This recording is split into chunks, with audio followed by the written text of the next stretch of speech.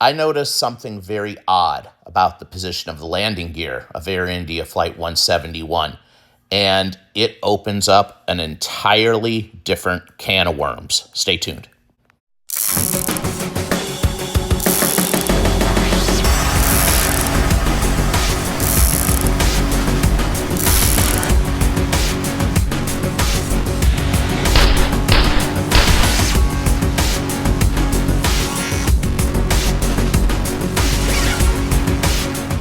Okay, guys, what I want you to look at, I zoomed in a little bit here. I know it's a little bit grainy when you zoom in, but if you look at the position of the landing gear on Air India Flight 171, and you look at the way the wheels are not canted aft, generally on a 787, the landing gear, the main landing gear in particular, it cants aft, and they are not canted aft. They look either neutral or maybe even canted forward just a little bit.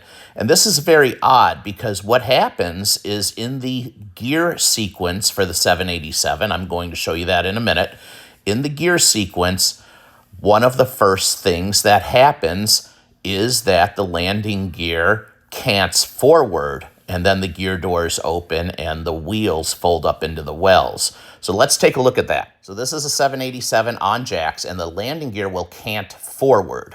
That's the first thing that happens when you select gear up on the gear sequence of the 787. And in turn, something similar happens when you select gear down. So this is the gear coming down, the gear doors open, the wheels are going to fold out, and then you are going to see the wheels, once they get into that down position, they're going to cant aft. And that's one of the things that, that we don't see on the Air India flight. Now, I know what you're thinking. You're probably thinking it's the angle because we're looking at the plane from behind. This is a United 787, and as you can see, even looking at it from a slightly from behind angle, you can see that the main landing gear is canted aft. That is a gear that is down and locked as the aircraft is on approach. Now let's do a side-by-side angle. On the left is that United. You can see the gear is canted aft, and Air India on the right-hand side. I know the Air India picture is a tad bit grainy, but even from, and it's not a perfect angle, but even from a somewhat similar angle, the gear on that Air India flight seems to be either neutral or slightly forward. And what could possibly cause that? Well, what if the landing gear handle was selected to the up position on takeoff? And what if there was a hydraulic emergency on that aircraft that caused the gear retraction sequence to begin, but then there just wasn't any pressure remaining in the hydraulic systems of that aircraft to complete the retraction? That could certainly be a possibility. Now, what could possibly cause a loss of all the hydraulic systems on the aircraft? One of the things that causes a loss of all hydraulics would be a dual engine failure. And a dual engine failure is also one of the causes that would cause the RAT to automatically extend on the 787. There's 4 reasons the RAT will automatically extend on the 787, and one of those is a dual engine failure. It automatically will extend, and as you saw in my last video from yesterday, I think I laid out a fair amount of evidence that shows that the RAT on Air India 171 was extended. So now we have what I noticed to be an oddity in the landing gear on the Air India flight. And perhaps that landing gear handle was selected into the up position and the gear retraction sequence began, but there just wasn't enough hydraulic pressure in the system to complete that sequence. And the interesting thing is what the Air India captain said on his last radio call before the crash. The captain said, "Mayday, no power, no thrust, going down." Okay, well, Mayday is self-explanatory. He's essentially declaring an emergency. He's in a dire situation. No power I interpret that to mean that probably all, or if not all, but most of the screens in the flight deck probably went dark. I believe he's discussing, or he's stating that there's some type of electrical emergency and no thrust. I mean, that's a very odd thing for a captain to say.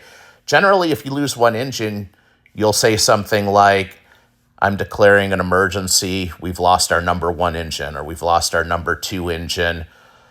And then you begin working with air traffic control to resequence you. You go through your checklist and your emergency checklist and all of that. And then you get the airplane set up for a single engine landing and you return to the airport. He didn't say he lost an engine. He said no thrust. No thrust could mean he maybe had reduced thrust, not enough thrust to climb out. It could mean he had no thrust. But let's look at all of the factors here.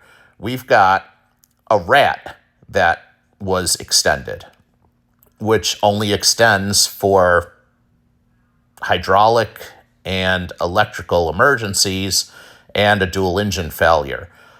We also have a very odd looking landing gear on the 787. Very odd. To me, it looks like the gear handle was selected up and the gear retraction sequence may have began. And then we have, of course, the aircraft not being able to climb, and it obviously descends until it, right before impact, it obviously was in a fairly deep stall. So I feel like this captain did everything he possibly could. He was put in a very, very bad situation.